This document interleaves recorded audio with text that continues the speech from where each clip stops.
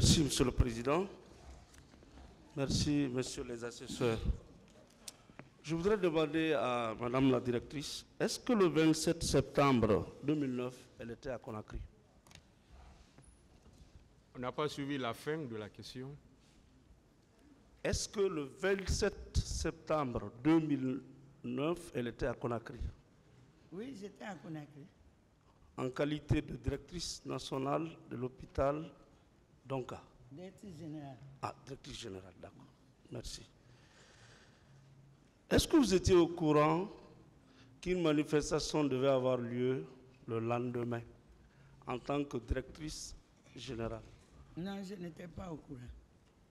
D'habitude, quand il y a manifestation de ce genre, est-ce qu'on vous informe ou c'est dans le tas que vous êtes informé? Non, d'habitude, quand il y a des grands événements qui s'annoncent, le ministère de la Santé informe toutes les structures sanitaires pour qu'un plan d'urgence qui est appelé plan ORSEC, Organisation des secours d'urgence, se met immédiatement en place. Très bien. Quels que soient les événements. D'accord. Mais pour le cas du 28, hors de question. Non, je n'ai pas été informé. Les imams étaient au courant. Vous étiez informé de cela? Je vous dis, monsieur l'avocat, je n'ai eu aucune information. Des tractations se tenaient par-ci, par-là pour amener la manifestation à ne pas avoir lieu. Vous n'étiez pas au courant de cela? Je n'étais pas au courant. Pourtant, le stade est à moins de 2 kilomètres de votre centre hospitalier. Mais nous n'avons pas eu l'information, ni moi, ni nos équipes. Ensuite, vous habitez Dixine. Oui. Et le stade, c'est à Dixine. Oui. Avec tous ces paramètres, vous n'étiez pas au courant? Pour une fois, je n'avais pas eu ces informations, de sorte que j'ai été très surprise des événements qui se sont déroulés au stade. Bien sûr, très affligé et très assisté par les conséquences. Bon, généralement, à la veille, quand une date est fixée pour les manifestations, à la veille, il y a des échauffourées. Certains sont plus pressés et il y a des troubles. En dépit de tout ça, et en votre qualité de premier responsable, aucune information, même par personne interposée, ne vous est parvenue?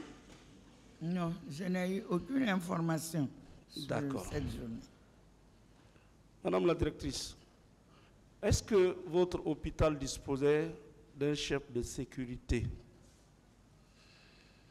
Non, il n'y avait pas directement de chef de sécurité, mais la sécurité de l'hôpital était toujours assurée par une équipe de policiers.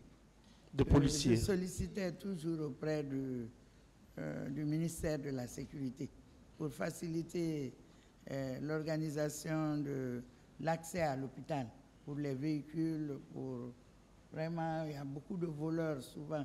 Jusqu'à l'époque, on n'avait pas opté encore pour la société de gardiennage. Donc, on avait une équipe de policiers qui accompagnait l'hôpital. Cette équipe était présidée par qui? Non, bon, il n'avait pas de président. Il faisait le travail par rotation. Et quelle était Mais ils n'étaient pas même très nombreux. Hein. Il y avait peut-être 4 ou 5 comme ça. Et quelle était la compagnie? Pardon? La compagnie qui sécurisait les installations hospitalières. C'est le CMS qui m'aidait à voir ça parce qu'il y a tout le temps des voleurs qui descendent à l'hôpital, qui rentrent dans les salles des malades ou qui tentent de voler. Donc ces équipes nous aidaient régulièrement pour... C'était une délégation d'État ou bien c'est seulement dans l'informel que cette équipe venait? C'était un détachement? Oui, bon, c'était un petit détachement parce que je sollicitais moi-même personnellement ça auprès des services de sécurité. Et la CMS là était dirigée par qui? Non, je ne me rappelle plus. D'accord. Votre service de sécurité ne vous avait pas informé, les services de renseignement à l'hôpital? Non, non. Personne? Non. D'accord.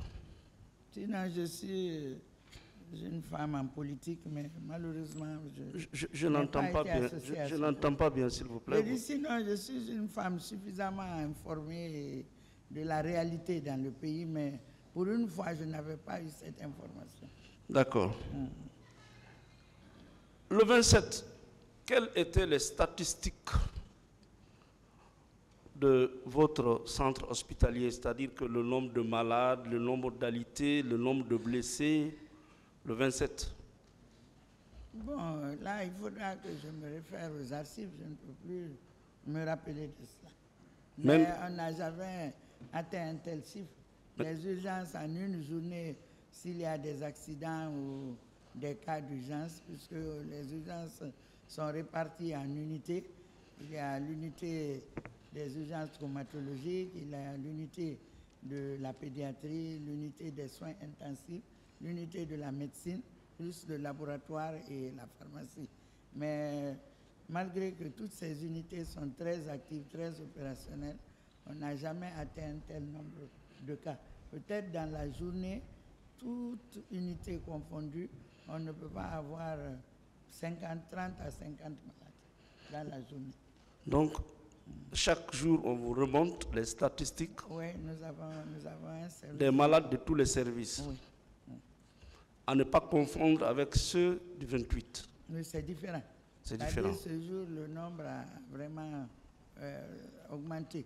C'était vraiment un chiffre, puisque je vous dis, en une journée, on s'est retrouvé avec plus de 500 blessés, situation à laquelle nous n'avons jamais été confrontés. Est-ce que vous vous rappelez du nom du médecin-chef qui était du jour aux urgences?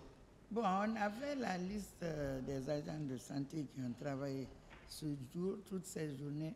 Ça faisait 248, près de 250 agents, tout agents confondus, parce que c'était un jour férié.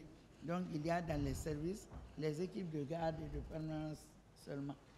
Mais tous services confondus, et toutes ces équipes se sont mobilisées pour accompagner la prise en charge médico-chirurgicale au niveau du service des urgences. Et il y en avait, la liste nominative est là, 248 agents. Et qui était le chef de service ces jours-là? Bon, le chef de service des urgences, bon, je ne vais pas dire son nom, je le dirai directement au monsieur le président. Vous pouvez dire son nom. C'est pas la peine, monsieur. Vous-même, vous avez dit le nom de beaucoup de personnes ici. D'accord, bon, en tout cas, c'était le chef de service des urgences à l'époque. Et comment il s'appelle? Vous tenez à ce qu'on dise son nom. Madame. C'est le chef de service des urgences à l'époque et je crois que lui-même, il doit intervenir. Est-ce que vous savez que vous avez vécu cet événement malheureux dans les moindres détails? Oui, ça quand même. Voilà. Et ici, c'est la maison de la vérité. Oui, ça, il n'y a aucun problème. Et nous avons bien collaboré. Et quand vous allez demander à l'administration de l'hôpital, donc au ministère, de vous faire parvenir le nom du chef de service de... Est-ce que vous pouvez, les techniciens, vous pouvez approcher le micro?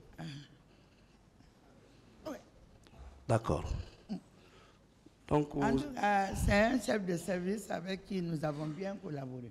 Et vous vous abstenez de voiler son nom ici? Ce n'est pas nécessaire parce que moi, chaque fois qu'on dit mon nom ici, bon Dieu. Bon, c'est nécessaire, hein, c'est nécessaire. Ah, mais vous le savez déjà, puisque je crois que vous avez... Si on le savait, on n'allait pas vous le demander. D'accord. Continuez, maître. Merci, monsieur le président. Je vous le dirai directement, monsieur le président. À lui directement? Ou à vous directement. C'est ici. Après, ici, moi, vous n'aurez jamais accès à ma personne. Donc, si vous pouvez le dire, c'est le lieu. C'est important. Allez-y, maître. Madame, donc vous... Je vous dis que tout ce que vous dites ici est très important pour le tribunal. Parce que je ne sais pas si c'est de le rappeler. Vous êtes là pour témoigner. Et le témoin est très important pour ce tribunal. Tout ce que le témoin dit est très important pour ce tribunal. Monsieur le Président, vous pouvez compter sur moi de vous dire toute la vérité C'est ce que je connais de cette. Allez-y, maître. Madame, alors vous maintenez que le matin du 28, vous étiez à domicile? Oui. Oui. Et que c'est à partir de là que vous avez appris le premier blessé vient de mon quartier. Il vit encore? Il devait aller à l'hôpital donc. Il vit? Ah non, un jeune, le fils de mon imam. D'accord.